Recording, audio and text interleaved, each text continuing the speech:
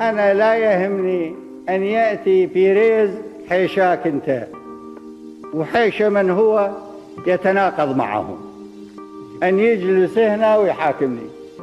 طز عليه قلت المصريين وعلى كيان الهزيل. أو لو يجي بوش ويقعد هنا ويحاكمني ما يهمني، طز عليه وعلى كرسيه وعلى أبوه الذي قبله، طز هنا. إذن أنا ما يهمني أنه شخص يكون ضمن المحكمة أو أكثر من شخص عنده هوى، ولكن يهمني العراقي، يهمني القضاء العراقي، على الأقل القضاء العراقي يا أخي، على الأقل القضاء العراقي إذا ظل بعيد عن السرقة، بعيد عن الخنوع للأجنبي، ويقول شيء من الحق طبقا لظروفه، يؤسس عليه فيما بعد.